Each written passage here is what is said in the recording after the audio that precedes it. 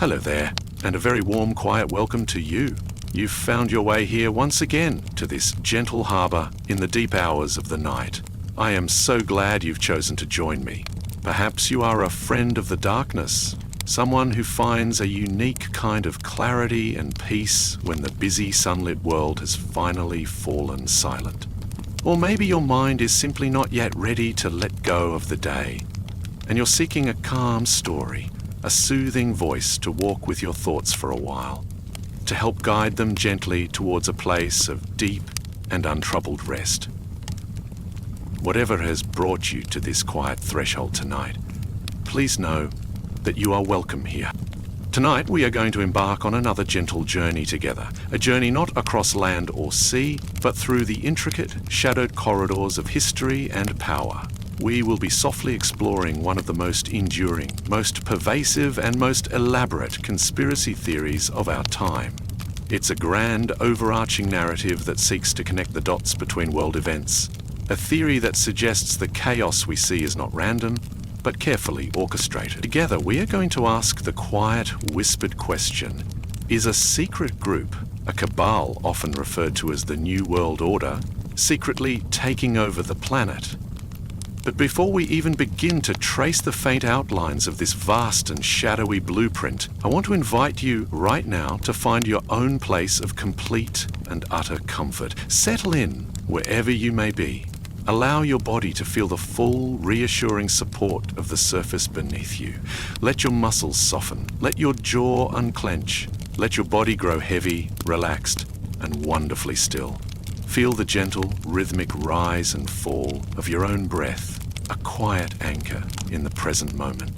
And as you do, as you begin to drift in this safe and quiet space, I would genuinely love to know, if you feel like sharing in the gentle community of the comments below, where in this wide, turning, dreaming world are you listening from tonight? And a more curious question, have you ever had the feeling, perhaps late at night while the world is asleep, that history is being quietly rewritten while you dream? That the story you are told is not the whole story? There is a certain solace, a quiet connection, in knowing we are all here, sharing this moment, linked by our own private ponderings about the nature of the world. So let your breath find its own easy, natural rhythm. Let go of the day's concerns, and let our journey into the heart of this great conspiracy begin.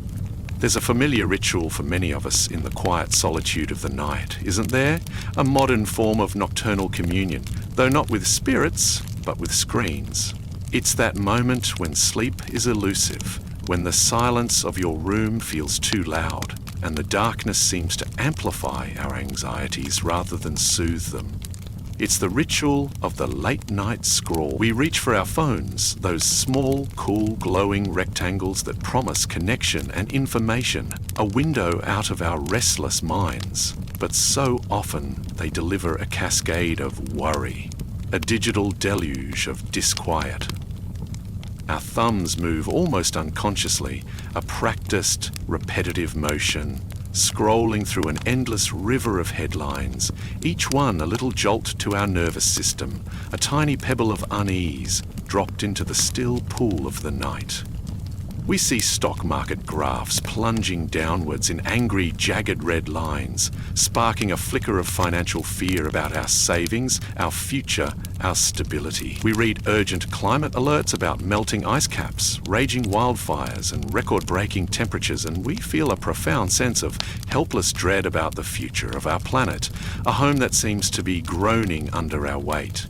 We look at charts and data about new viruses emerging in distant lands or old conflicts flaring up with new intensity, and a wave of deep uncertainty washes over us. A feeling that the world is a fragile and precarious place.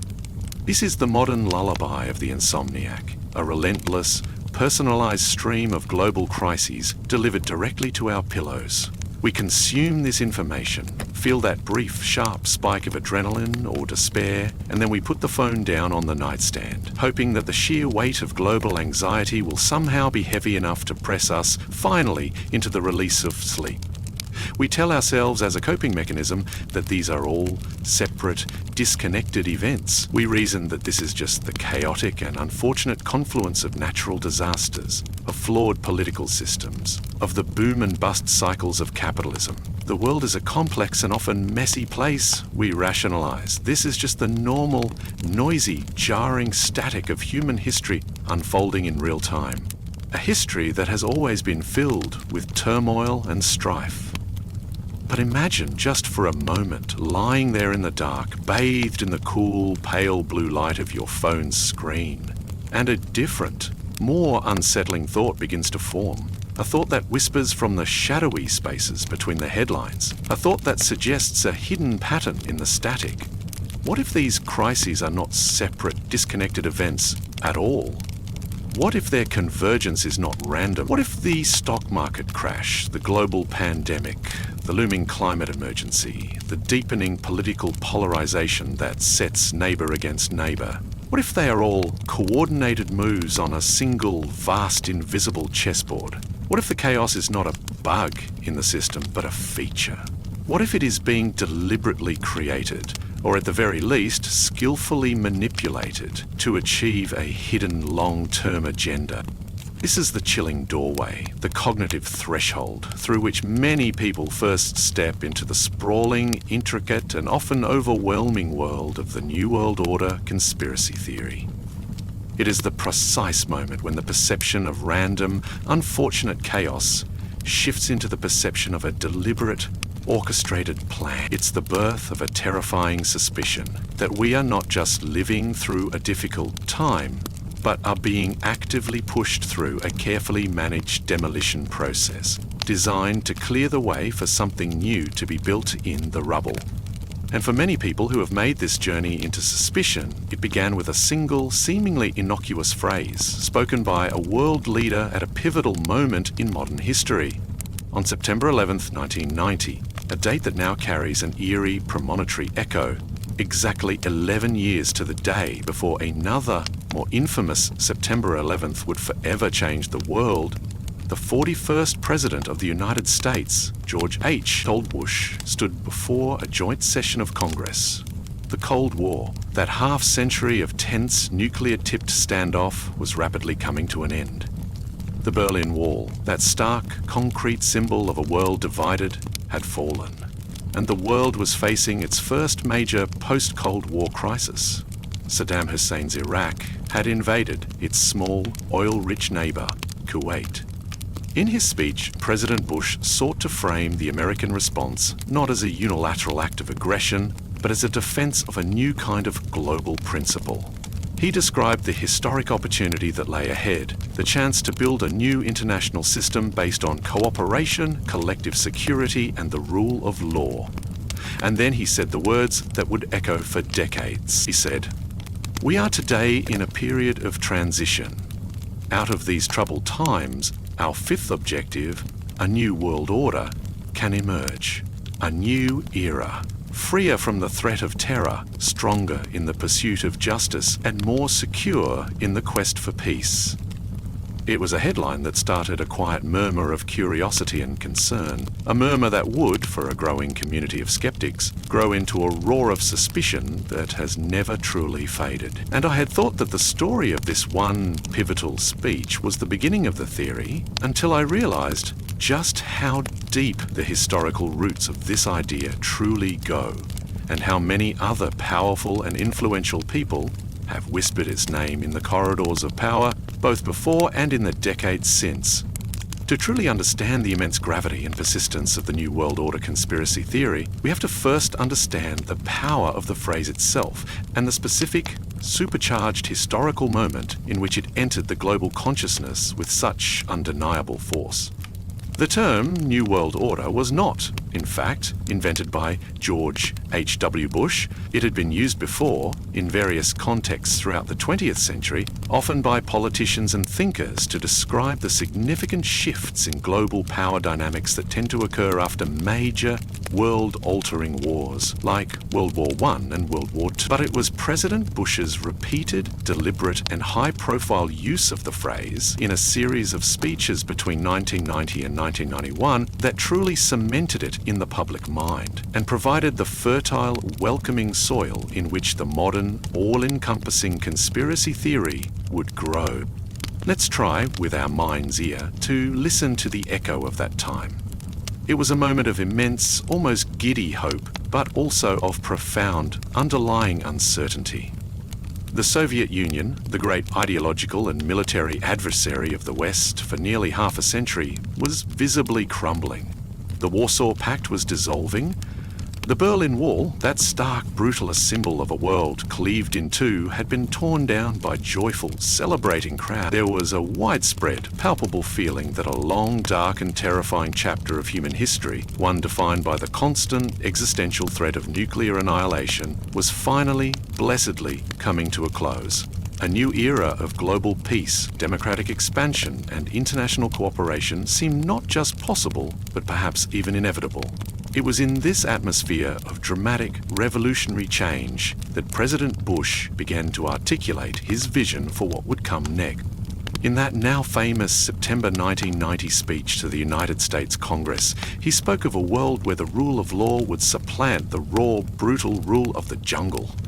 He envisioned a world where nations, large and small, would recognize a shared, collective responsibility for freedom and justice.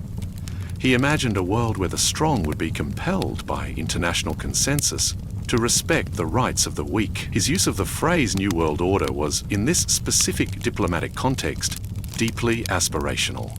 It was carefully chosen language designed to frame the impending Gulf War not as a unilateral American action or a simple war for oil, but as the first crucial test of a new, cooperative international system.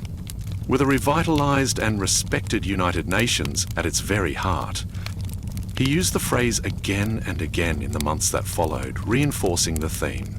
In a televised address to the nation in January of 1991, on the very eve of the military operation to liberate Kuwait, he stated even more explicitly, "We have a real chance at this new world order, an order in which a credible United Nations can use its peacekeeping role to fulfill the promise and vision of the UN's founders."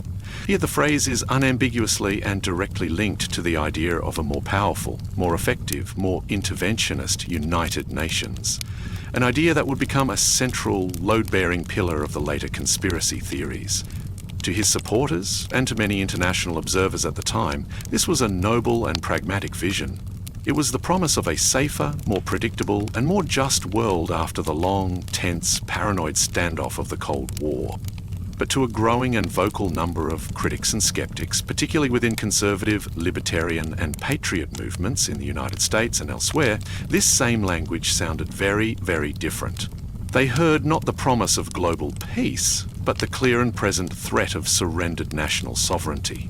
The idea of a new world order, led by a credible United Nations, sounded to them like a thinly veiled blueprint for a one-world government. They envisioned a single global authority that would eventually erase national borders, dilute national cultures, and extinguish individual freedoms, all in the name of a vaguely defined greater good. They saw it as a deliberate move towards a globalist technocratic system where the most important decisions affecting their lives, their economy, their laws, their children's education, would be made not by their own democratically elected representatives, but by unelected, unaccountable, and faceless international bureaucrats in distant foreign cities like New York, Geneva, or Brussels.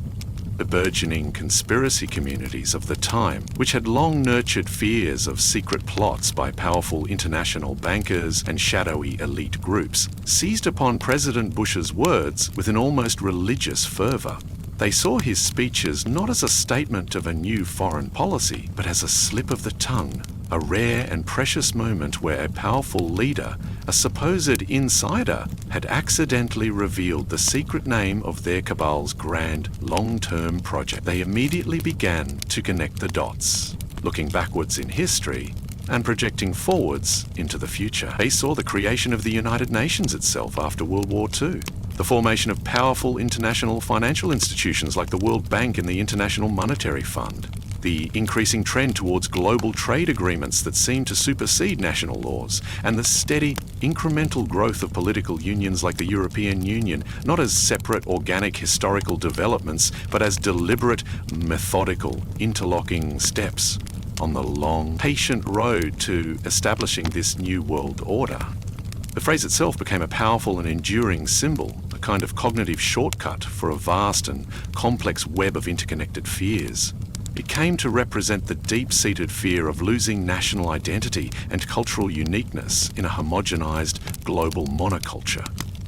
It represented the fear of being controlled by a remote, faceless, and unaccountable power that does not have your best interests at heart. It represented the fear of a world where the rights and freedoms of the individual are systematically subordinated to the demands of a centrally planned global collective. And above all, it represented the profound and deeply cynical fear that a benevolent-sounding promise of global peace and security was just a sugar-coated, disingenuous trap, a beautiful and tempting bait designed to lure a willing humanity into a gilded, comfortable, and inescapable cage of global totalitarianism. And so, a phrase that was born in a moment of public, diplomatic hope was quickly, and for many permanently, amplified into a powerful, resonant echo of deep-seated, private suspicion. A suspicion that a new order was indeed coming, but that it would be an order not of freedom and peace, but of ultimate, inescapable control. Once the potent seed of suspicion was planted with the public utterance of the phrase New World Order, those who feared the rise of a globalist authoritarian plot began to look, with renewed intensity, for the plotters themselves.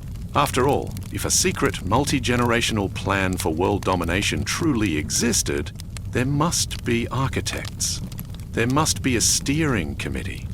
The search for answers, for the names and faces of the hidden puppet masters, led investigators, both amateur and professional, into the shadowy, mysterious, and often impenetrable world of secret societies, exclusive clubs, and elite off-the-record meetings.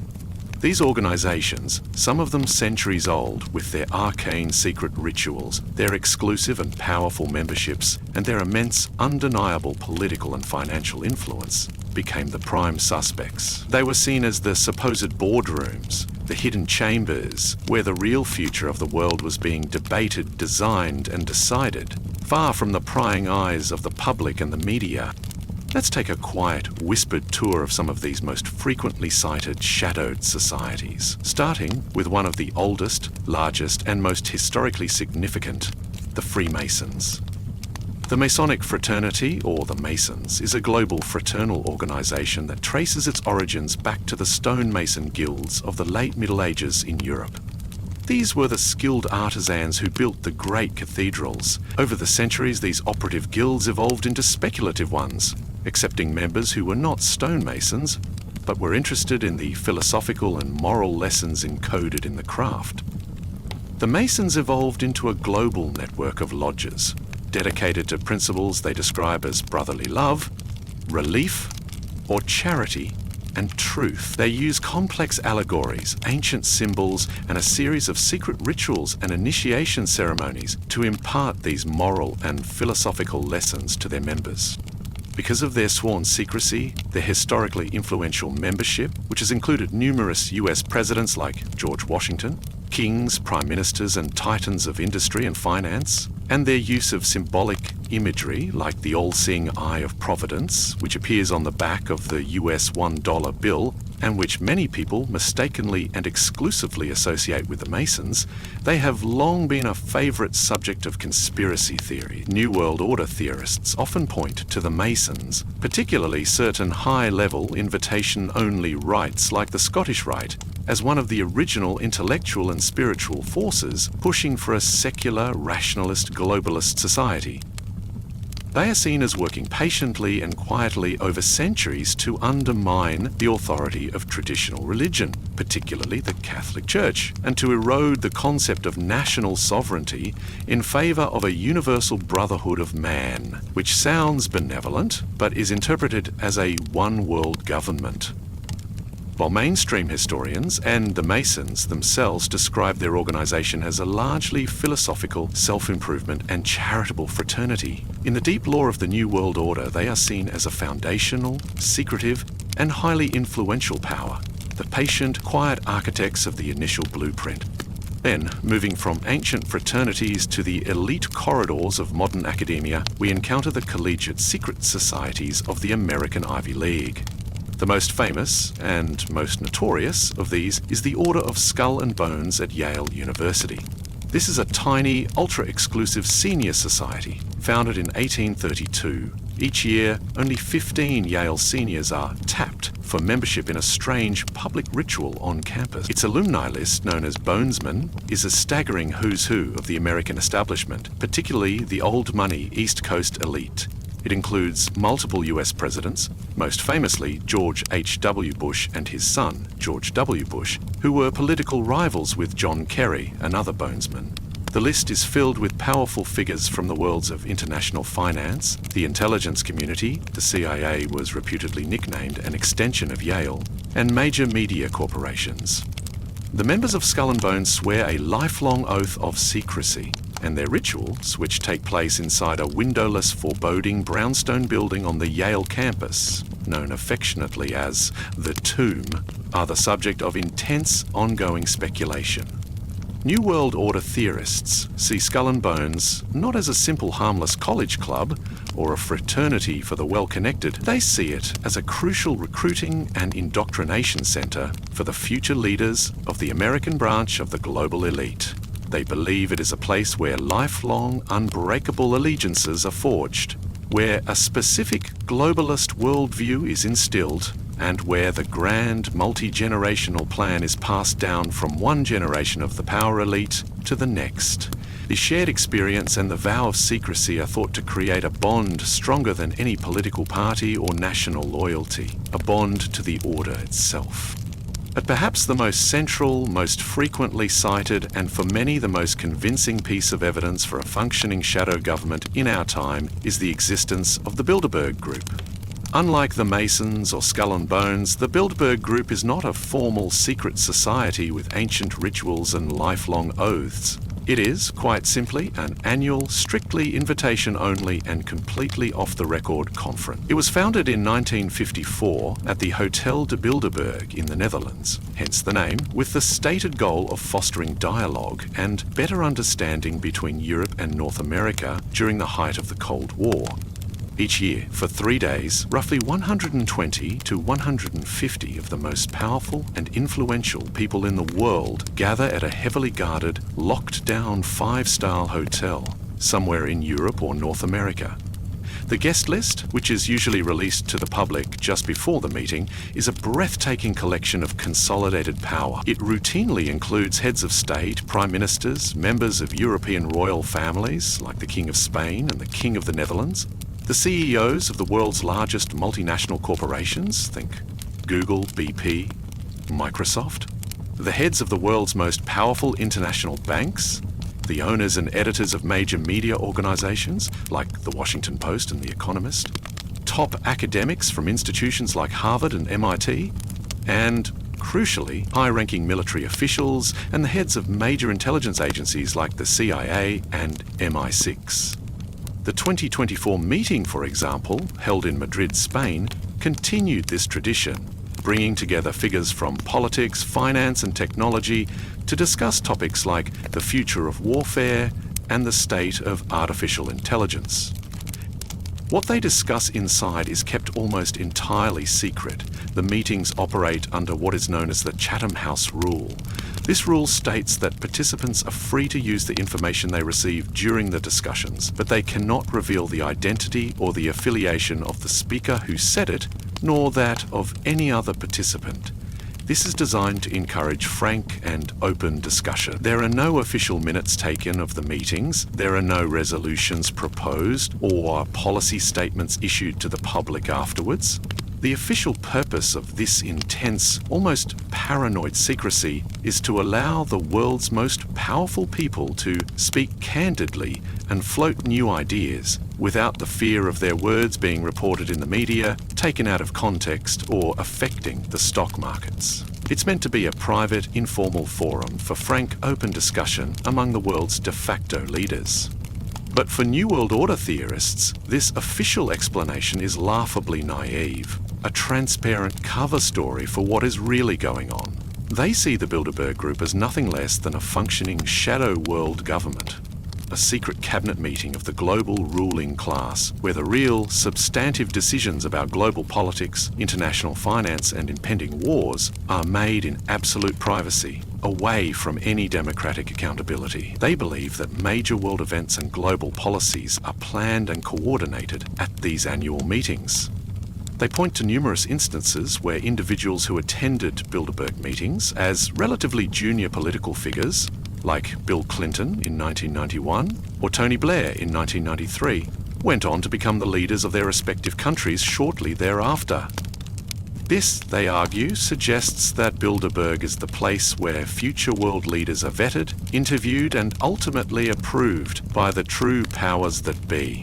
The intense secrecy, the astoundingly elite guest list, and the undeniable real-world influence of the attendees combine to make the Bilderberg Group the perfect, modern embodiment of the secret global cabal, is seen as the ultimate boardroom behind blackout curtains. The place where the true architects of the emerging New World Order gather once a year to review the progress of their grand design and to plan their next series of moves on the grand, intricate chessboard of the world. And it is this core belief in a hidden coordinating hand, a secret steering committee, that allows theorists to perceive a deliberate, coherent pattern in what others might see as just the random, chaotic unfolding of world events. A central, deeply unsettling and foundational idea within the sprawling narrative of the New World Order theory is the concept of order out of chaos. The Latin phrase ordo ab chao is famously associated with the 33rd degree of Scottish Rite Freemasonry, and theorists see this as a direct admission of the cabal's primary strategy. But the theory posits that the secret global elite driving the world towards a single, unified global government does not and cannot effectively achieve its most radical goals during times of peace, stability, and prosperity. When people are happy, secure, and confident in their existing systems, they are naturally resistant to radical change. Instead, the theory argues, the cabal uses crises that are either real but intentionally exaggerated, or, in the most extreme versions of the theory, secretly manufactured and unleashed upon the world, as the primary catalysts for revolutionary social and political change. The core idea is that when people are frightened, when they are disoriented, when their normal lives are disrupted, and they are desperate for a return to safety and security, they are far more willing to surrender their freedoms, their privacy, and their national sovereignty. They will accept sweeping, authoritarian changes that they would have fiercely and successfully resisted in normal times. In this deeply cynical worldview, major global crises are not seen as unfortunate accidents or natural disasters to be overcome. They are seen as opportunities. They are powerful levers to be pulled to advance the grand, long-term agenda of global consolidation. Each crisis is a tool, a stepping stone on the path to the ultimate goal. Let's walk, very gently and thoughtfully, through how theorists apply this chilling and methodical lens to some of the major world-shaping crises of our recent history. The terrorist attacks of September 11, 2001 are often cited by theorists as the quintessential and most clear-cut example of this strategy in action. In the immediate, shocking aftermath of that terrible day, a powerful wave of fear, profound grief, and intense patriotic unity swept across the United States and much of the Western world. The public was demanding action, demanding that their governments do whatever it took to prevent such a thing from ever happening again. In this atmosphere of intense, prolonged crisis, governments were able to pass sweeping new legislation that dramatically and permanently expanded their powers of surveillance and control, all in the name of fighting the new, nebulous enemy of terrorism. The Patriot Act in the United States, for example, a massive piece of legislation that was passed with very little debate, gave intelligence agencies like the NSA unprecedented and previously unthinkable powers to monitor the private communications, phone calls, emails, internet activity of its own citizens with very little judicial oversight. Airports worldwide were transformed overnight into highly controlled environments, with new intrusive security measures like full-body scanners and the removal of shoes becoming a normal part of travel. The War on Terror was launched, leading to long, incredibly costly and destabilizing conflicts in Afghanistan and Iraq. To a New World Order theorist, this was not just a necessary and proportional reaction to a horrific terrorist attack. It was the deliberate and masterful exploitation of that attack to implement several pre-planned, foundational pillars of a global control system. They argue that the crisis was used as the perfect justification for a massive, permanent expansion of the surveillance state. A project that had been desired by intelligence agencies for years, it was used to acclimate citizens around the world to the idea of giving up their privacy and their freedom of movement in exchange for a promise of security. And it was used to further entangle nations in a web of international military alliances and intelligence sharing agreements, eroding national sovereignty in favor of a global security apparatus. Some more extreme versions of the theory even claim that the attacks themselves were a false flag operation, secretly known about in advance and allowed to happen, or even actively orchestrated by rogue elements within the government itself, precisely to provide the perfect, unassailable pretext for these transformative changes. While this is a deeply controversial, painful and unproven claim, the core idea that the crisis served as the perfect catalyst for a massive and permanent shift in the balance of power between the state and the individual is central to the NWO now. More recently, and perhaps even more significantly in the eyes of many theorists, the global COVID-19 pandemic provided what they see as the most significant and most blatant move towards a new world order in a generation. The global health crisis, which brought the entire world to a virtual standstill, became a powerful, all-encompassing lens through which they interpreted every single event and policy decision. The lockdowns, the stay-at-home orders, the business closures, the school closures, the travel restrictions, the mask mandates, and, most importantly, the development and deployment of vaccine passports. These were not seen as necessary, if sometimes clumsy, public health measures designed to combat a dangerous and novel virus. Instead, they were viewed as a massive, globally coordinated rehearsal drill, a beta test for a future permanent system of total social control.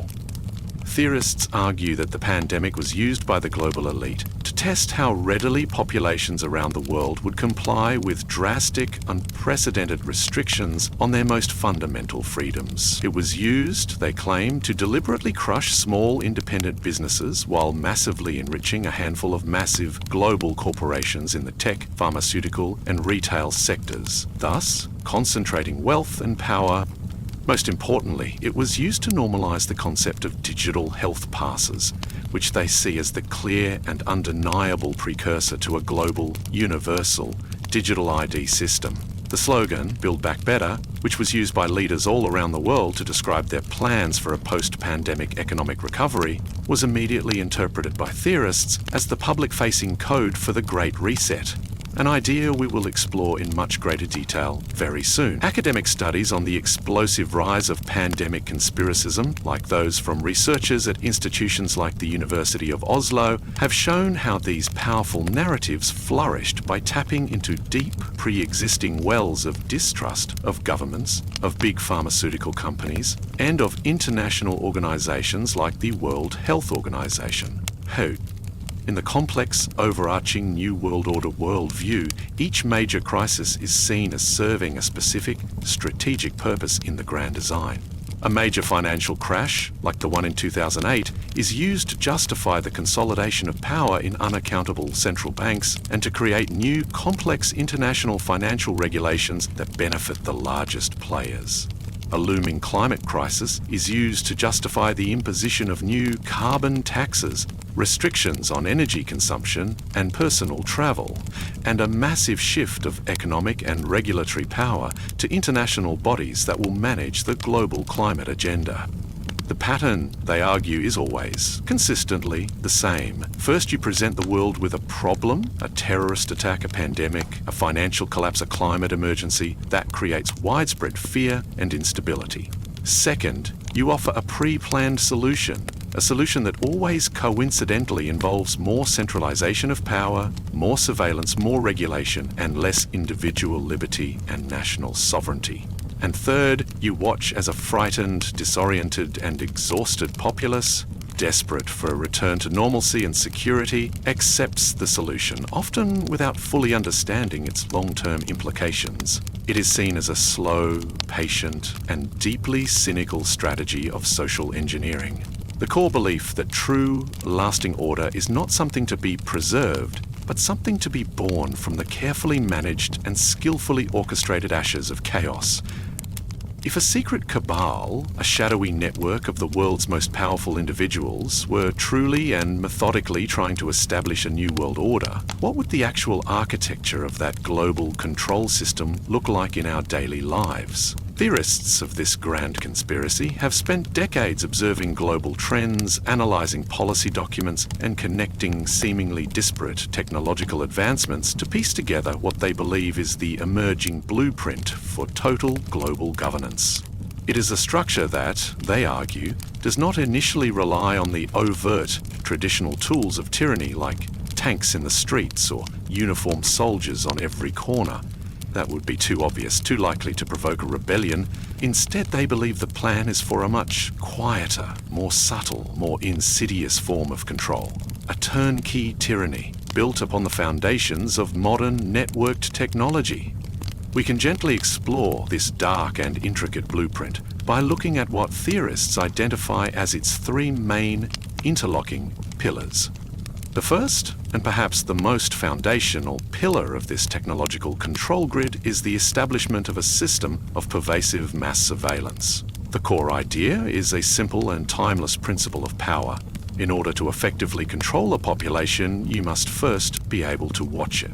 You must be able to monitor its every move, its every communication, its every transaction, its every association. In past eras, this level of total surveillance over an entire population would have been a logistical and technological impossibility. But in the 21st century, the tools required to build a global panopticon, a concept for a prison where a single guard in a central tower can see every inmate, creating a psychological state of constant self-policing surveillance, are not only available, but are rapidly being deployed and integrated all around us, often with our willing participation. Think for a moment of the sheer staggering number of CCTV cameras that now blanket our public and private spaces. They watch us in public squares, on public transport, on our highways, and inside the shops and businesses we frequent, but the physical surveillance is only a tiny part of the picture. The real power lies in our digital footprint. Every single search we make on the internet, every website we visit, every article we read, every item we add to a digital shopping cart, every like or share we click on social media is meticulously tracked, collected, analysed and stored, often indefinitely, by a handful of massive, powerful tech corporations. These vast troves of personal data are then used by sophisticated data brokers who collude with or sell this information to governments, intelligence agencies, and other corporations, allowing them to build incredibly detailed and predictive psychological profiles on each and every one of us. Our smartphones, those indispensable companions that we carry with us everywhere, are, from a surveillance perspective, sophisticated tracking devices that we voluntarily pay for. They are constantly logging our precise location via GPS. Their microphones are capable of listening for key words even when we are not on a call, and they are monitoring our behavior across countless apps. Even our increasingly smart homes, with their internet-connected speakers, televisions, and even refrigerators, are part of this vast, interconnected data-gathering network. Theorists argue that revelations like those from whistleblower Edward Snowden, which exposed programs like the NSA's PRISM, were not uncovering aberrations.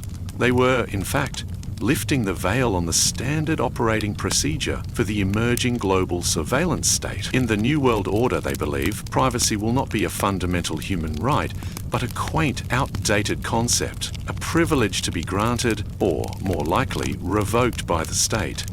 The second pillar of control, a pillar that builds directly upon the foundation of mass surveillance, is the proposed implementation of a global universal digital identity. The argument here is that in order to truly manage a global population in the detailed way the cabal desires, you need a single, unified, and mandatory way to uniquely identify and track every single individual on the planet. The pandemic-era vaccine passports, or green passes, are seen by many theorists as a crucial large-scale trial run for this very concept. They serve to normalize the idea that a person's access to travel, to public venues, to their workplace, and even to basic services could be tied to a digital credential on their phone that verifies their personal health status. The next logical step, theorists believe, is to expand this concept into a comprehensive digital ID that links all of our most sensitive personal information. Our health and vaccination records, our financial history and credit score, our travel data, our employment status, our educational background, our social media activity, and our criminal record into a single, centralized, state-controlled digital file. This universal digital ID, they fear, would become mandatory for participation in almost every aspect of modern life. It would be required to get a job, to open a bank account, to board a flight, to access government services like healthcare or social security, and perhaps eventually even to enter a supermarket or use the internet. The most extreme, and, for many, the most frightening, version of this theory involves the fear of mandatory implantable microchips.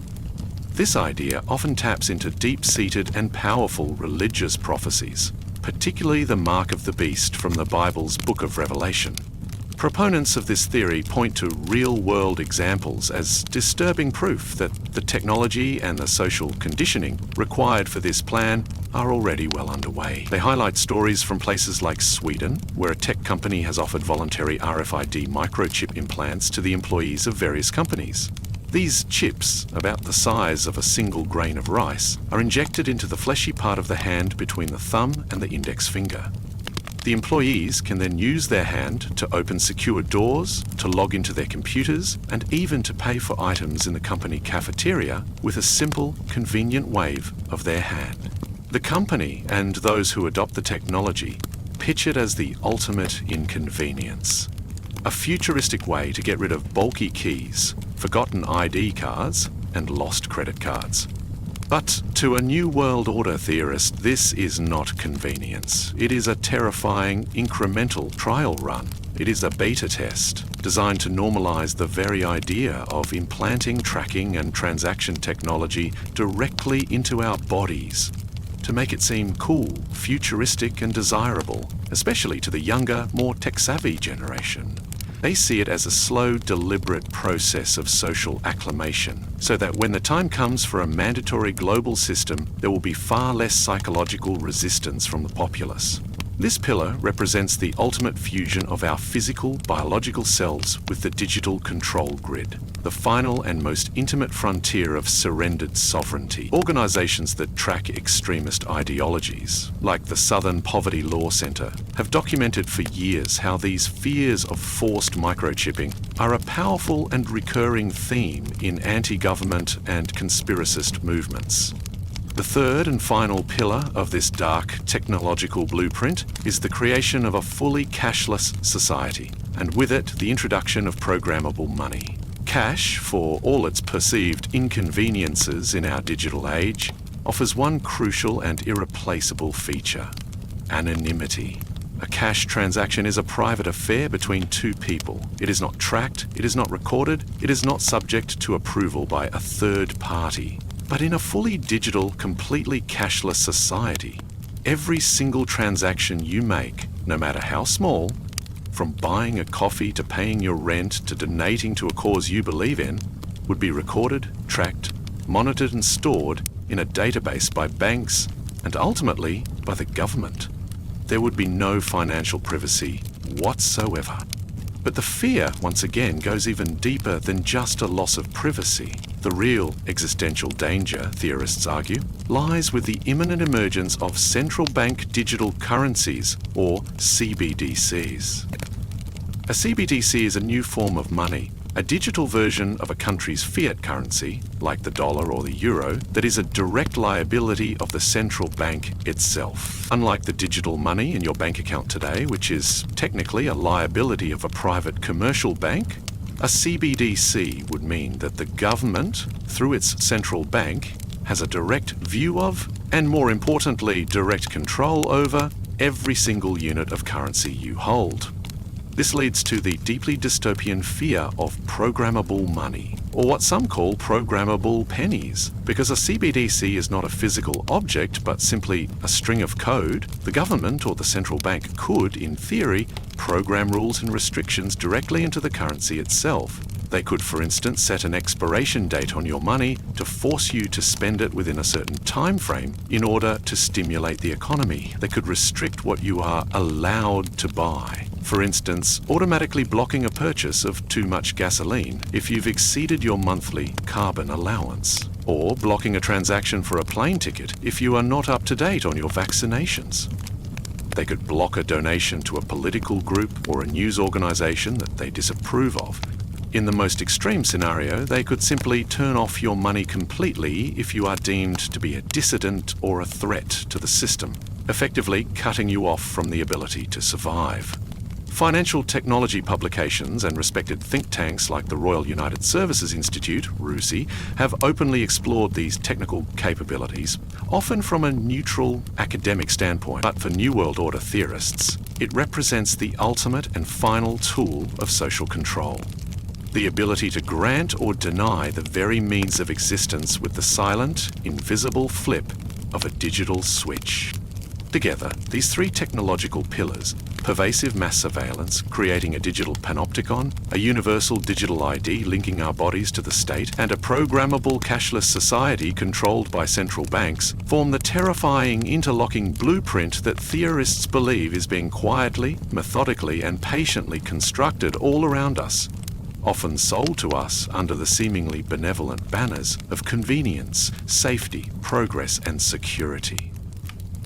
In the midst of the profound global turmoil, fear, and uncertainty that was caused by the worldwide COVID-19 pandemic, a new and powerful phrase entered the conspiracist lexicon.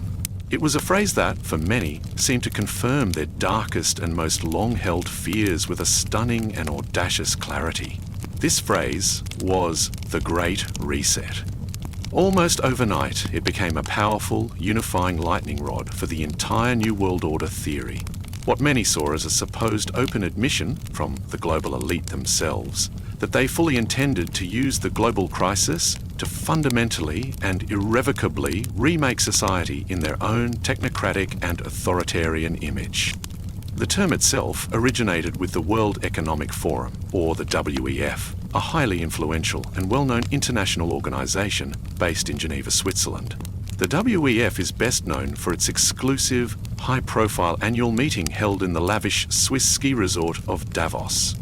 This annual gathering brings together the world's most powerful people, heads of state, corporate titans, financial billionaires, and cultural influencers, to discuss the world's most pressing issues. In June of 2020, as the world was still reeling from the first wave of the pandemic and its devastating economic consequences, the WEF, led by its founder and executive chairman Klaus Schwab, launched a major initiative which they titled the Great Reset. On the surface, and according to the WEF's own public statements and publications, the Great Reset was presented as simply a proposal, a set of ideas and policy recommendations for how the global economy could recover from the unprecedented shock of the pandemic. The idea, they claimed, was to seize the unique opportunity presented by the crisis to rebuild in a way that was more sustainable, more equitable, and more resilient to future shocks. The initiative called for broad, ambitious goals like making massive investments in green infrastructure to combat climate change, reforming social contracts to provide better support for workers in the gig economy, and, crucially, harnessing the power of what the WF calls the Fourth Industrial Revolution, the fusion of our physical, digital, and biological worlds through advances in technologies like artificial intelligence, biotechnology, and the Internet of Things for the greater good of humanity. The WF published a book on the topic, co-authored by Klaus Schwab, and launched a slick website detailing their proposals. They framed the whole initiative around the catchy, optimistic slogan, "To build back better." A slogan that was, as we have noted, subsequently and widely echoed by numerous world leaders, including President Joe Biden in the US, former Prime Minister Boris Johnson in the UK, and Prime Minister Justin Trudeau in Canada. To an outside observer, a casual reader of mainstream news, it might have all seemed like a fairly standard, if somewhat ambitious and jargon-filled, set of progressive policy proposals coming from a distinctly globalist-leaning international think tank. But to those who were already primed by decades of conspiracy lore to see the hidden hand of the New World Order in global events, the Great Reset was anything but benign. They saw the very name of the initiative as a dead giveaway. A moment of incredible, almost arrogant hubris. A reset, after all, implies that the old system is being deliberately and completely wiped or shut down to make way for a new one. They saw the World Economic Forum itself, an organization composed of the world's wealthiest and most powerful unelected individuals, as the very embodiment of the secretive global elite they had long feared and warned about. The alternative conspiracist narrative about the Great Reset quickly took hold and spread like a digital wildfire across the internet, through social media, online forums, and alternative news websites. The Great Reset was reframed not as a proposal, but as the official name for the New World Order's final endgame plan. The pandemic, in this dark and compelling view, was either deliberately manufactured in a lab and released, or a naturally occurring virus was intentionally and massively exaggerated by the WEF and its powerful allies in government and the media, precisely in order to create the necessary global fear and chaos to justify the implementation of this reset. The lockdowns, therefore, were not primarily about public health. They were a strategic tool of economic warfare designed to deliberately destroy the old economy, to bankrupt millions of small independent businesses, and to make the general population more fearful and more financially dependent on the state, thus clearing the way for the new centrally controlled system to be built upon the ruins. According to this conspiracist interpretation, the key hidden features of the Great Reset agenda include the eventual abolition of all private property. This profound fear was famously and powerfully fueled by a widely circulated WEF promotional video that included the speculative and, for many, deeply sinister prediction about the year 2030. You'll own nothing, and you'll be happy. While the WF later clarified that this was just one of many speculative provocations, designed to start a conversation about the future of a sharing economy, theorists took it as a literal and chilling statement of intent. A future where all property, all land, all resources are owned by the state or by a handful of massive WEF-aligned corporations. And ordinary people are reduced to the status of serfs, merely renting what they need to survive, their access contingent on their good behavior. The Great Reset narrative also neatly incorporates the three pillars of technological control that we just discussed.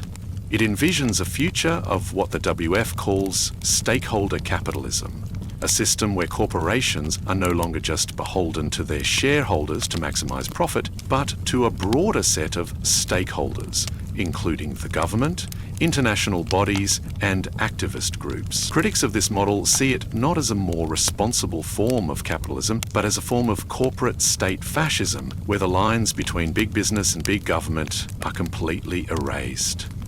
The Great Reset agenda also, of course, promotes the transition to a cashless society with central bank digital currencies. It advocates for the use of digital IDs to manage populations and distribute services, and it very strongly pushes a green or climate agenda that, critics fear, will be used as the next great crisis to justify climate lockdowns, energy rationing, restrictions on meat consumption, and severe limitations on individual freedoms and mobility, all in the name of saving the planet.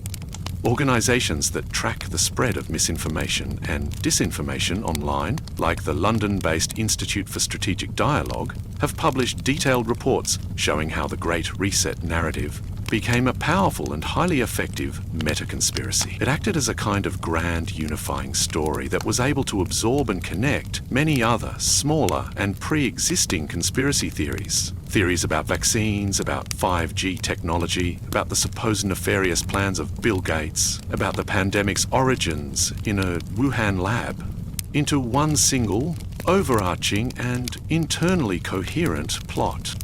It provided a name, the Great Reset, a public face, the stern-looking Klaus Schwab, and a specific organisation, the World Economic Forum, for the shadowy amorphous cabal that was previously more difficult to pin down. The Great Reset became, for millions of people around the world, the smoking gun. It was seen as the official playbook, the mission statement that the global elite had accidentally or arrogantly left out in the open for all the world to see. It served to transform the New World Order from a somewhat vague historical fear into a tangible, urgent, present-day threat, with a clear and terrifying agenda for the new normal that awaits us all on the other side of the next wave of orchestrated chaos. Long before the phrase "the Great Reset" ever sent a shiver of suspicion through the digital world, there was another, older, and in some ways more foundational document that served as a cornerstone for New World Order theories. It was a sprawling, technical-sounding United Nations plan known as Agenda 21. For decades, this document has been held up by theorists as one of the original primary source blueprints for the globalist takeover, a detailed playbook for a one-world government masquerading as a benign plan for environmental protection. To understand its role in this grand narrative, we must gently part the veil of its official purpose and look at how it has been interpreted through a lens of deep and abiding suspicion. Agenda 21 was born at the 1992 United Nations Conference on Environment and Development in Rio de Janeiro, Brazil, an event more commonly known as the Earth Summit. It was a massive gathering, a response to a growing global awareness and concern about environmental issues like pollution, deforestation, and the loss of biodiversity. The document itself, Agenda 21, is a vast, non-binding action plan. It is not a treaty, it is not international law, it imposes no legal obligations on any country that signed it. Instead, it is a comprehensive framework, a list of recommendations and suggestions for how nations, at the national, regional, and local levels, can pursue a path of what it calls sustainable development. On paper, its goals sound laudable, even noble. It speaks of the need to combat poverty, to change consumption patterns, to protect human health, to manage natural resources in a sustainable way, and to strengthen the role of major social groups in achieving these goals. It promotes ideas like recycling, conserving water, investing in renewable energy, and involving local communities in decisions that affect their environment. Organisations like Ecoli, Local Governments for Sustainability, were formed to help local towns and cities voluntarily implement some of these ideas, helping them create bike paths, protect local wetlands, or develop more efficient waste management systems. For most people who have encountered it in an official capacity, it is a dense, bureaucratic but ultimately well-intentioned handbook for making our world a cleaner, healthier, and more equitable place for future generations.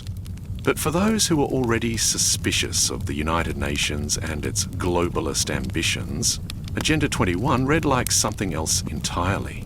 It became the subject of one of the most persistent and widespread conspiracy theories of the last 30 years, one of the great Agenda 21 myths. Through their lens, the bland, bureaucratic language of sustainable development was a carefully crafted euphemism, a form of doublespeak concealing a radical and deeply sinister agenda. They saw it not as a plan to save the environment, but as a plan to control every aspect of human life. In this interpretation, sustainable development does not mean protecting nature. It means a massive deindustrialization of the Western world, a deliberate lowering of the standard of living to achieve a kind of global, state-enforced austerity. It means the end of the suburban lifestyle, which is seen as wasteful and unsustainable. The conspiracist view of Agenda 21 claims that the ultimate goal is to force humanity out of rural and suburban areas and concentrate the entire global population into tightly controlled, high-density urban centres, often referred to as smart cities or human settlement zones. Life inside these zones would be heavily surveilled and regulated, with strict limits on consumption, energy use and personal mobility. The plan, they claim, involves the abolition of private property rights. They argue that concepts like protecting biodiversity and creating wildlife corridors are just excuses to seize vast tracts of private land, particularly in rural areas, and make them off-limits to human beings. They believe the UN, through Agenda 21, seeks to control all resources, water, food, energy and land, and ration them out to the population as it sees fit. Individual choice would be eliminated. You would be told where to live, what job to have, what to eat, and how many children you're allowed to have, all in the name of global sustainability. This fear, as documented by organisations like the Southern Poverty Law Centre, became a powerful rallying cry for anti-government and property rights movements, particularly in the United States, where local town planning meetings about things like bike lanes or new zoning laws were sometimes stormed by activists convinced they were seeing the insidious, creeping implementation of a UN plot to take over their community.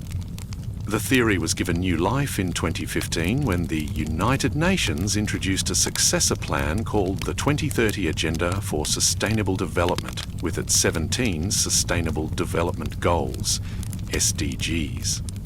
Theorists immediately saw this as Agenda 21 on steroids, a more aggressive and explicit timeline for the same terrifying project. They pointed to goals related to reducing inequality, promoting sustainable cities, and ensuring responsible consumption and production as further proof of a global socialist or communist agenda, managed by a cabal of unelected global bureaucrats.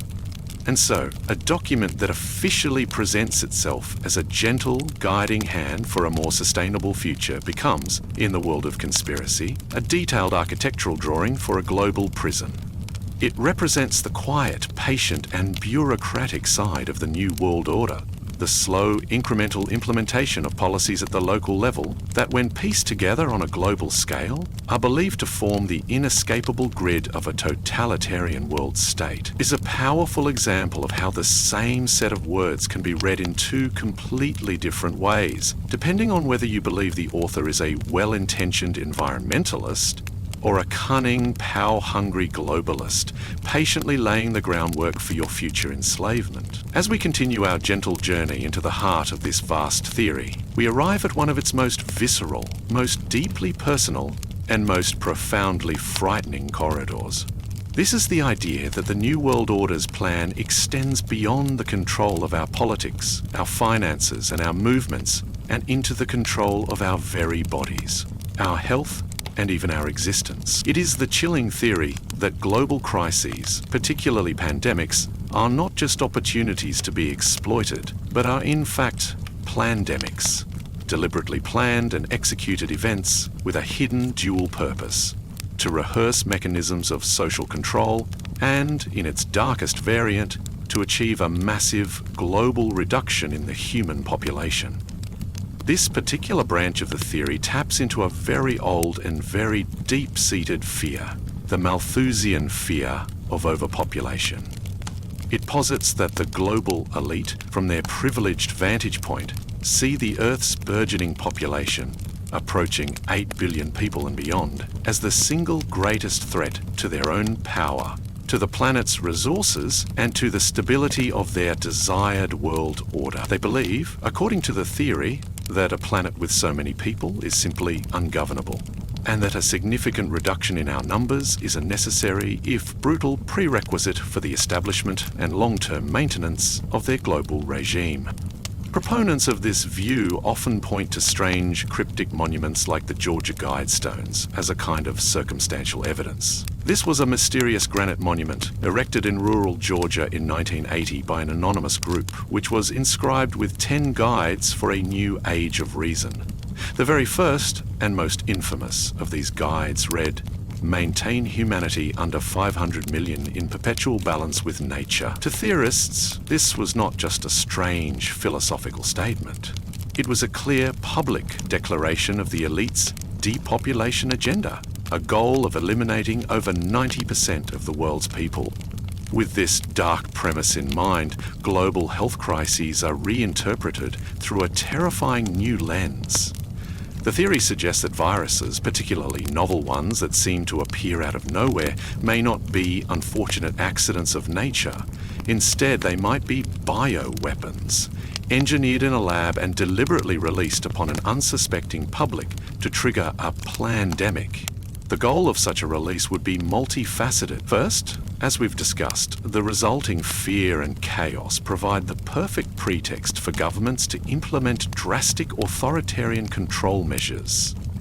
But the second, more sinister purpose, according to this theory, lies with the solution that is offered: the vaccines. The widespread fear and suspicion surrounding vaccines, particularly the newer mRNA vaccines developed for COVID-19, became a central pillar of this narrative. It was whispered online and in private conversations that the vaccines were not designed to protect people, but to harm them. The theories were numerous and varied: that the vaccines contained secret microchips for tracking and control, that they were designed to alter human DNA, making people more docile and controllable, or, most terrifyingly, that they were a tool of depopulation, designed to cause mass infertility, or to trigger long-term fatal health problems like heart conditions, blood clots, and autoimmune diseases that would slowly but surely reduce the global population over time. Every report of a side effect, every sudden death of a healthy individual, was seen not as a rare, tragic anomaly, but as proof that the depopulation plan was working exactly as intended. Beyond the idea of a plandemic, this fear of control extends to other global crises, most notably climate change. In recent years, a new and powerful fear has emerged within these communities: the fear of climate lockdowns. The theory here is that the global elite, having successfully beta tested the lockdown model during the COVID-19 pandemic, will use the pretext of a climate emergency to implement a similar, and perhaps even more permanent, set of restrictions on our lives. Imagine, the theory goes, a future where your daily life is governed by a personal carbon allowance. Your smart meter at home rations your electricity use. Your digital ID, linked to your bank account, tracks your purchases and prevents you from buying too much meat or other high-carbon products. Your car, or perhaps even your right to own a car, is restricted. You are only allowed to travel on certain days or within a designated 15-minute city zone. International travel becomes a rare luxury, reserved only for the elite. These climate lockdowns, it is argued, are the next logical step in the agenda, a way to permanently institutionalize the control and austerity that was temporarily introduced during the pandemic, all under the benevolent, unassailable banner of saving the planet. When these climate lockdown rumours have surfaced, as they have periodically in recent years, they are often swiftly addressed by fact-checkers from mainstream news organisations and academic institutions. These fact-checks, as documented by sources like the Harvard Misinformation Review or Wired magazine, will typically point out that while cities are indeed exploring concepts like 15-minute city to improve quality of life, there are no credible mainstream proposals for the kinds of punitive, coercive lockdowns that the conspiracy theories describe. They are framed as a gross misinterpretation or a deliberate twisting of real urban planning and environmental policy ideas. But for those who subscribe to the theory, these official denials are simply part of the cover-up.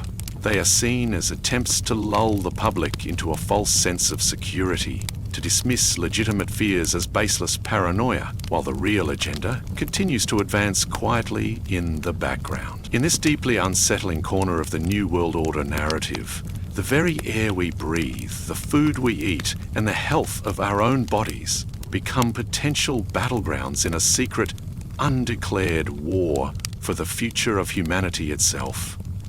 Let us now gently tread into the space where science fiction, ancient prophecy, and modern technology converge in a single, deeply resonant fear. The fear of being physically and irrevocably linked to the global control grid through an implanted microchip. This is, for many, the ultimate and most terrifying manifestation of the New World Order's plan, the point of no return, where individual autonomy is not just restricted, but surgically and permanently surrendered. This fear is not born from a vacuum. It is powerfully fueled by real-world technological advancements that seem to be marching step by inexorable step towards the very future that was once only imagined in dystopian novels. As we touched upon earlier, we can look to a place like Sweden, often held up as a progressive, technologically advanced society. There, thousands of people have voluntarily had a tiny RFID, radio frequency identification chip, about the size of a grain of rice, injected into the soft tissue of their hand. Let's picture the scene as it's often presented. It's pitched as the pinnacle of convenience. With a simple, effortless wave of your hand, you can unlock the door to your office. You can log on to your computer without a password. You can pay for your lunch at the company cafeteria. You can even store your train ticket or emergency contact information directly in your body.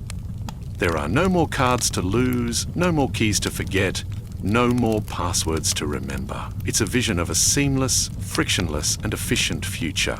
The companies developing this technology and the early adopters who embrace it frame it as a personal choice, an upgrade, a way to simplify and streamline a complex modern life.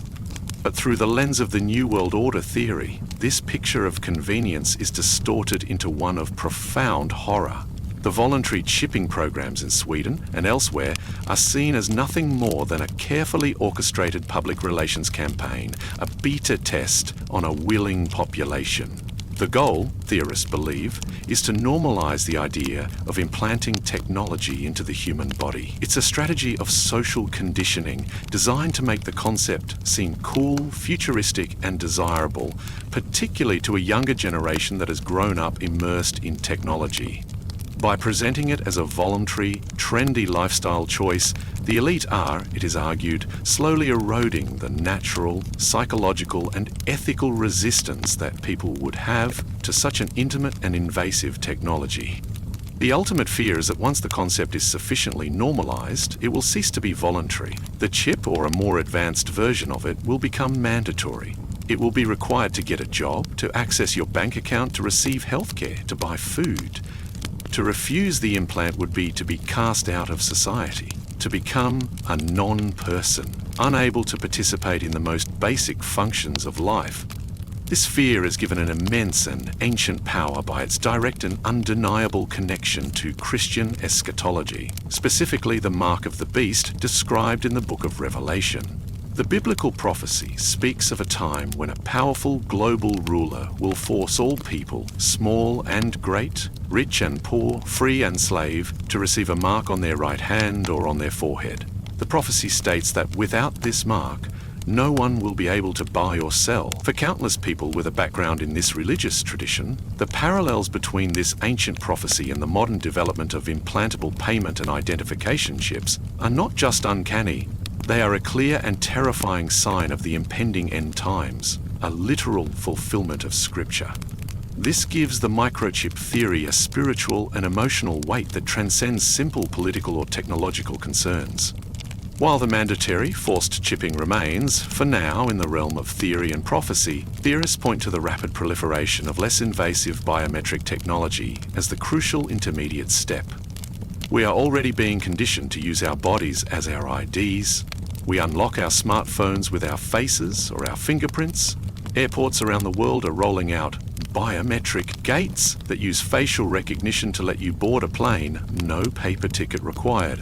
Some sports stadiums and concert venues are experimenting with systems where you can enter and buy concessions using just a scan of your palm. Each of these developments, while presented as a way to increase security and convenience, is seen by theorists as another small step in the conditioning process. We are being trained day by day to accept the idea that our unique biological markers are the keys to accessing society. The biometric gate at the airport today, they argue, is just the precursor to the mandatory microchip implant of tomorrow. And so, we arrive at a gentle pause, a moment for quiet reflection. As you lie there, feeling the weight of your own body, the gentle rhythm of your own breath, it is a comfort to remember that right now, in our present moment, no such global mandate exists. The stories from Sweden involve willing volunteers, not government coercion. The fears of a forced mark of the beast remain for now fears. This reassurance is not to dismiss the ponderings, but to allow them to be held without immediate anxiety, to allow our minds to explore the edges of these ideas from a place of safety and calm. The question lingers in the quiet air, not as a source of panic, but as a deep and resonant query for a world in transition. Where is the line between convenience and control, and how will we know when we have crossed it? Let us now glide gently into the final and perhaps most sophisticated layer of the theorized architecture of control. This is a system that aims to govern not just our bodies and our transactions, but our very behavior, our social standing, and even our thoughts. It is the culmination of all the other pillars we have discussed. Mass surveillance, digital IDs, and cashless economies into a single, all-encompassing system of social engineering. It is the concept of a social credit system and the deep, chilling dread of a future where our status as a good, compliant citizen is constantly monitored, scored, and used to determine our fate. To understand this fear, we must first turn our gaze to the place where, according to theorists, this dystopian future is no longer a theory, but a functioning reality: the People's Republic of China. For years, the Chinese government has been developing and implementing a vast and complex social credit system. It is a massive, nationwide initiative designed to rate the trustworthiness of its 1.4 billion citizens. Let us try to picture how this works in practice. Every citizen is given a baseline score. This score can then go up or down based on a vast array of their behaviors, all of which are tracked by the state.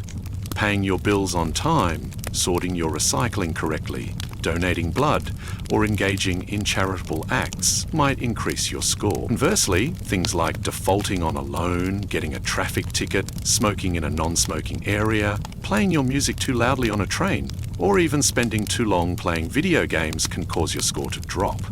More seriously, criticizing the government on social media, associating with other low-scoring individuals, or participating in protests can lead to a devastating hit to your social credit rating. The consequences of this score are profound and permeate every aspect of daily life. A high score can bring rewards, discounts on energy bills, better interest rates on loans, shorter wait times at hospitals, and even the privilege of renting a car or a hotel room without a deposit. It makes life smoother, easier, more convenient. A low score, however, brings punishment. Citizens who are blacklisted can be barred from buying plane or high-speed train tickets. Their children may be denied entry to the best schools. They can be prevented from getting certain jobs, particularly in the government or state-owned enterprises. In some cases, their names and faces are even displayed on public billboards as a form of social shaming. It is a system designed to create what the government calls a culture of sincerity, but what critics see as a culture of fear and absolute conformity. It is the digital panopticon made real, where the threat of constant judgment forces every citizen to become their own prison guard, constantly self-policing their behavior for fear of displeasing the unseen, all-powerful state. The core question that fuels the dread in the West is this: could a system like this, a global version of China's social credit system, emerge here? Theorists of the New World Order argue that not only could it, but that the foundational pieces are already being quietly put into place, not through an overt top-down government decree, but through a more subtle, creeping convergence of technology, corporate policy, and social pressure. They point, for instance, to the rise of ESG scores, environmental, social, and governance, in the corporate world. These are metrics used by investors to rate a company's performance on things like its carbon footprint, its diversity and inclusion policies, and its ethical transparency. To theorists, this is a form of social credit for corporations, but they fear it is only a matter of time before a similar personal ESG score is applied to individuals. Imagine a future where your bank will only give you a mortgage if your personal social and environmental score is high enough. They point to the de-following of controversial figures from social media sites like YouTube, Facebook, and Twitter. They see this not as private companies enforcing their terms of service, but as a form of privatized social credit, where holding the wrong opinions can get you cut off from the modern public square. They look at how insurance companies are already starting to offer discounts to people who agree to install tracking devices in their cars to monitor their driving habits, or wear fitness trackers to prove they are living a healthy lifestyle. The final crucial ingredient that could fuse all these disparate elements into a unified global social credit system is artificial intelligence. Theorists imagine a future where a powerful global AI, fed by the constant stream of data from our phones, our smart homes, our digital transactions, and our social media posts, could compute a real-time trust score for every single person on the planet. This score would be dynamic, automated, and almost impossible to appeal. It would be the ultimate tool of control, a system so complex and so pervasive that it would become a new, invisible law of nature, a silent, automated judge from which there is no escape. Even our smart fridges, they might joke with a touch of soft gallows humour, would be gossiping about us to the central AI, reporting us for buying too much ice cream. This is the ultimate dread. The fear of a world without grace, without second chances, where every mistake you've ever made is permanently logged in a global database, and where your very ability to live a normal life is determined by a cold, unforgiving algorithm. It is the fear of a silent, invisible cage, built not of iron bars, but of pure, inescapable data. And now, my dear friend of the darkness, after wandering through these many shadowed, intricate, and unsettling corridors of thought, let us pause for a moment. Let us take what we might call a skeptical siesta. Here, in this quiet, restful space, we can gently unpack some of the tools of critical thinking. Not to dismiss the great sprawling story we have been exploring, but perhaps to see it in a different, softer light. For sometimes, a dose of gentle doubt can sharpen our wonder, rather than extinguishing it. Let us first consider a simple, yet profoundly useful mental tool known as Occam's razor. Named after a 14th century philosopher, this principle suggests that when faced with competing explanations for the same phenomenon, the simpler one, the one that requires the fewest assumptions, is more likely to be the correct one. Let's apply this gentle razor to the New World Order theory. On one hand, we have the theory of a vast, ancient, and perfectly coordinated global conspiracy. This theory requires us to assume the existence of a secret cabal of masterminds who are, and have been for generations, almost supernaturally competent, flawlessly executing a complex, multi-century plan. It requires us to assume that thousands upon thousands of insiders, politicians, bankers, scientists, journalists, have been brought into this plot and have all kept the secret perfectly, without a single, verifiable, high-level defector ever coming forward with unambiguous proof. It requires us to assume that historical rivalries between nations, corporations, and powerful families can all be perfectly managed and subordinated to this single, overarching goal. On the other hand, we have a simpler explanation. This explanation assumes that the world is an incredibly complex, messy, and often chaotic place. It assumes that what we see as a coordinated plot might actually be the result of many different, powerful groups, corporations, governments, international bodies, all pursuing their own, often competing self-interests. A big bank doesn't lobby for deregulation as part of a grand plot for a one-world government. It does so because it wants to make more profit. A tech company doesn't collect our data to build a global surveillance grid for a secret master. It does so because that data is immensely valuable and can be sold to advertisers.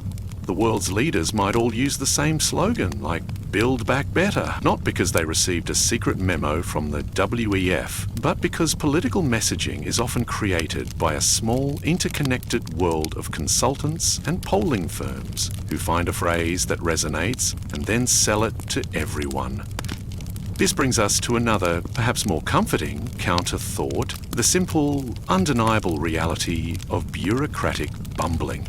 Anyone who has ever worked in a large organisation, be it a corporation or a government department, knows that getting a small group of people to agree on a simple project and execute it flawlessly is incredibly difficult. Now, imagine trying to coordinate a secret plan for world domination across multiple centuries, languages, cultures, and continents.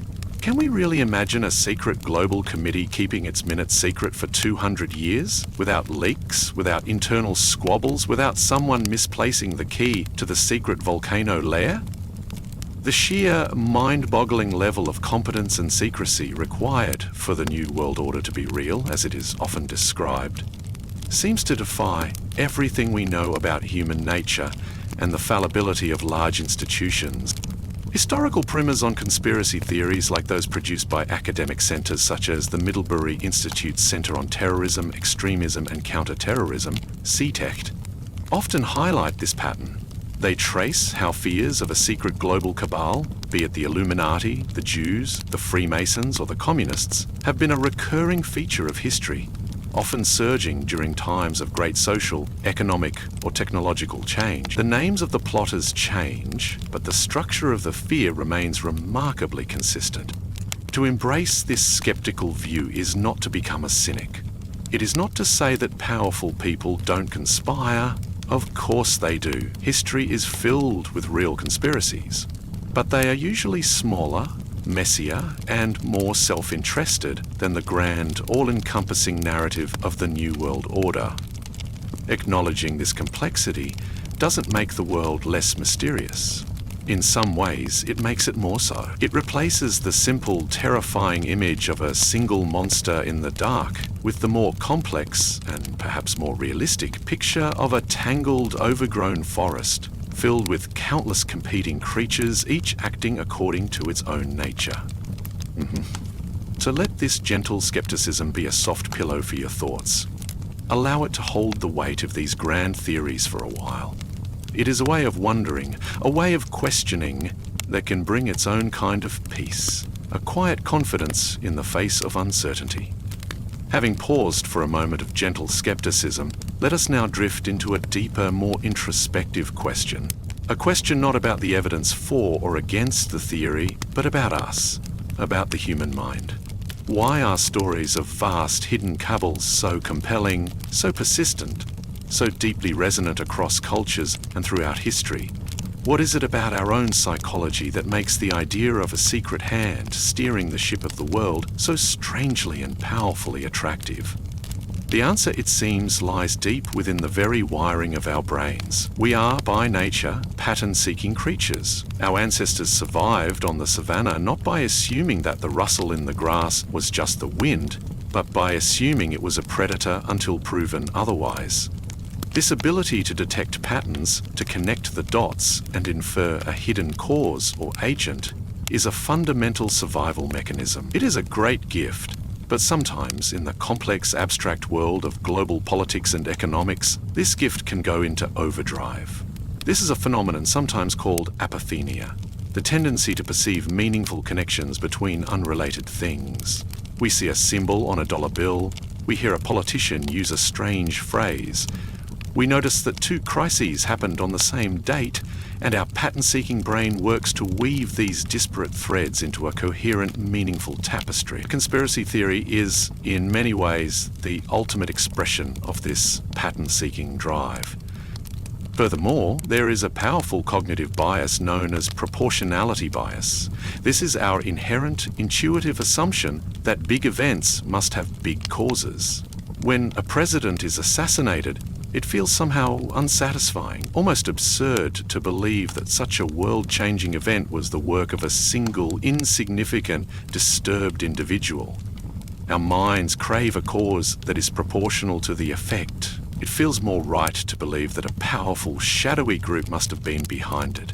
Similarly, when a global pandemic shuts down the entire world, or a financial crisis wipes out the savings of millions, the idea that this was all just a random accident of nature, or a result of complex, impersonal market forces, can feel deeply inadequate. The theory of a deliberate, planned event, orchestrated by a powerful cabal, provides a cause that feels equal in scale and significance to the immense consequences we are experiencing.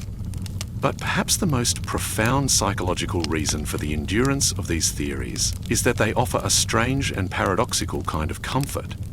The world as it is can often feel frighteningly random, chaotic, and meaningless. The idea that history is just, as one historian put it, one damn thing after another, can be a source of profound existential dread. Now consider the alternative offered by the New World Order theory. Yes, it is a terrifying vision. It is a story of an evil, malevolent group seeking to enslave humanity. But, and this is the crucial point, it is a story. It has a plot. It has characters, heroes and villains. It has a clear explanation for why bad things happen.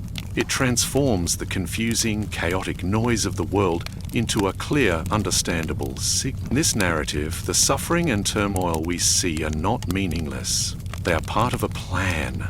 The chaos is not random, it is orchestrated. And most importantly, it means that someone, somewhere, is in control.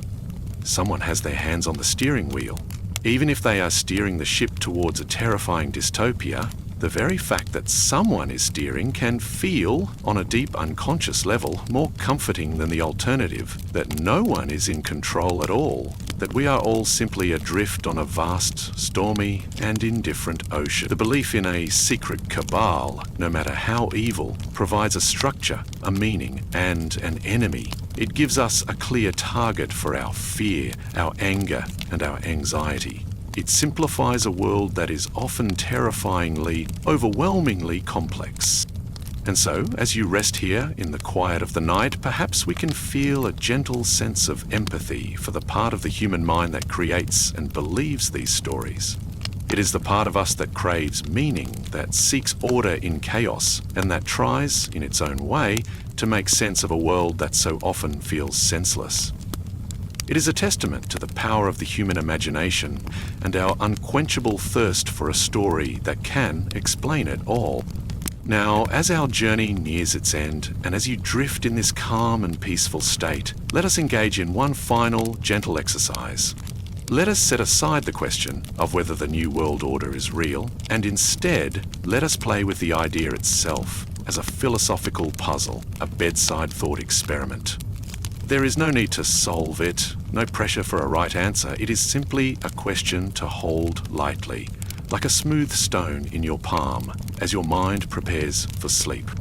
Imagine just for a moment that a single planetary authority could be created. This authority would be benevolent, wise, and incredibly powerful. Its creators promise that with its centralized power, it could achieve things that our current, fractured system of competing nation-states has never been able to. Imagine a world where this global authority has ended all war. There are no more armies marching across borders, no more bombs falling on cities, no more families torn apart by conflict. The immense resources once spent on weapons and defense are now redirected to other things. Imagine a world where this authority has completely eradicated extreme poverty and hunger. Through a globally managed system of resource distribution, every single person on the planet has access to clean water, sufficient food, safe shelter, and quality healthcare. No child ever again has to go to bed hungry. Imagine a world where this authority has solved the climate crisis. By implementing a coordinated global plan, it has stabilized the planet's carbon emissions, restored our ecosystems, and secured a sustainable future for all generations to come. These the promise, the utopian dream, a world of peace, plenty, and permanence, a world without war, without hunger, without ecological collapse. Now, let us gently turn the stone over in our minds and consider the price. What would we, as humanity, have to trade for this perfect, peaceful world? The architects of this system explain that to maintain this perfect order, certain individual freedoms and national identities, which they see as the historical sources of conflict and competition, must be sacrificed for the greater good. Would you be willing to give up the right to speak freely if that speech could be deemed destabilizing to the global peace? Would you be willing to live in a world where your career path, your place of residence, and perhaps even your family size are managed by a central planning algorithm, all to ensure perfect economic and environmental balance? Would you be willing to surrender the unique cultural traditions, languages, and identities of your nation in favor of a single, blended global culture, all in the name of eliminating the us versus them thinking that leads to conflict? Would you be willing to accept a system of total surveillance, where your every move and communication is monitored, not for a sinister purpose, but simply to ensure that the complex, delicate global system runs smoothly and that no individual can disrupt the collective harmony? This is the great trade-off, the ultimate ethical thought puzzle that lies at the very heart of the New World Order fear. It is the timeless tension between security and liberty, between the collective good and individual autonomy. Would you accept the gilded cage? There is no easy answer. A part of us yearns for the safety, the security, the end of suffering. Another part of us rebels at the very thought of losing our freedom, our individuality, our right to be messy, imperfect, and self-determining human beings. So just allow this question to float in your mind. Do not wrestle with it, simply observe it. Acknowledge the pull in both directions. Pondering the nature of power, of freedom, of the ideal society, is not the same as surrendering to any one vision of it. It is, in fact, the very essence of a free and thinking mind. And it is a wonderful, deep, and peaceful thought to drift away on. We have travelled far tonight through shadowy societies and secret plans, through technological fears and prophetic warnings. We have explored the grand, intricate, and deeply human story of the New World Order. And now, in these final, quiet moments before sleep takes you completely, let us ask one last, philosophical question. Where does power truly reside? Where does power sleep at night? Perhaps, after all our exploration, the answer is not as simple as we first imagined. Perhaps the New World Order is not, in the end, a group of specific men in a specific room making specific decrees. Perhaps looking for a face, a name, or a secret society is like trying to find the single drop of water that is responsible for the ocean's tide. What if, instead, power is something more diffuse, more ethereal? What if the New World Order is not a top-down conspiracy, but a bottom-up convergence? What if it is not a decree, but a dream? A dream being dreamed, simultaneously by millions of different people, all uncoordinated, all acting in their own self-interest. The dream of the engineer, who yearns for a perfectly efficient, flawlessly logical and predictable system. The dream of the corporate CEO, who yearns for a single global market with no borders, no tariffs, and no pesky local regulations. The dream of the security agent, who yearns for a world with no secrets, no hidden threats. A world of total information awareness, where any potential danger can be neutralized before it emerges. The dream of the well-intentioned bureaucrat, who yearns for a world that can be managed, quantified and optimized through data to achieve the greatest good for the greatest number, and even the dream within each of us, the part that yearns for more convenience, more safety, more predictability, the part of us that willingly trades a little bit of privacy for a useful app, a little bit of autonomy for a faster checkout, a little bit of freedom for a feeling of security. In this view, power is not a monolith. It is a current, an idea, an ideology that has become so pervasive it is like the air we breathe. The ideology of globalism, of technocracy, of datavism. The belief that every problem, from poverty to climate change to human happiness itself, is ultimately a technical problem that can be solved with enough data, enough computing power, and enough centralized control. Power then sleeps everywhere and nowhere. It sleeps in the algorithms that decide what news you see. It sleeps in the credit score that determines your future. It sleeps in the silent, humming data centers that store the digital ghost of your life. It sleeps in the design of our cities, in the architecture of our financial systems, and in the very language we use to talk about progress and the future. It is an idea, not a face, a process, not a plot. And seeing it this way can be both more unsettling and, in a strange way, more empowering. Because if power is a system that we all participate in, then it is also a system that we can, through our choices, our awareness, and our questions, hope to influence and to change. It is a dream from which we might one day be able to awaken. And so, our gentle journey for tonight comes to a close. The deep and quiet hours are upon us, and the world outside is still.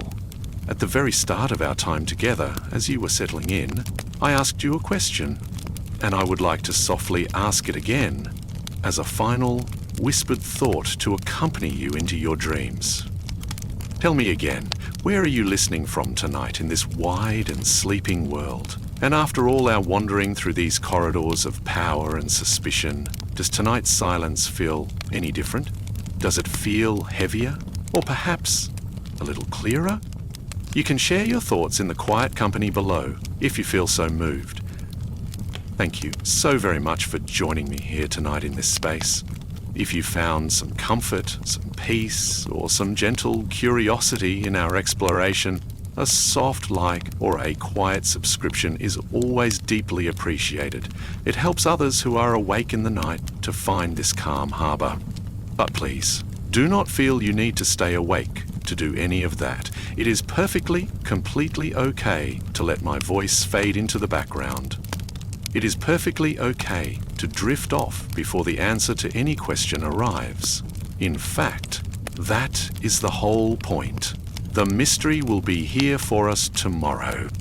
Your only task right now is to rest, to let go of all these complex thoughts, to allow your mind to become as still and as quiet as the room around you, to feel the gentle pull of sleep like a soft, warm tide drawing you out into a sea of deep and peaceful dreams.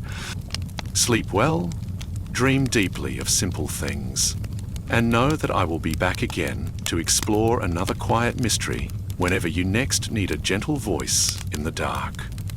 Good night.